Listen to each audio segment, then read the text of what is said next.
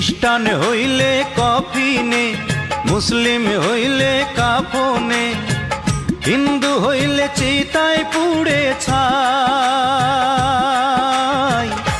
ও মানব গৌরব করার নাই রে কিছু নাই, ও মানব গৌরব করার নাই রে কিছু নাই। খ্রিস্টান হইলে কফিনে, মুসলিম হইলে কাফনে, হিন্দু হইলে চিতায় পুড়ে ছাই।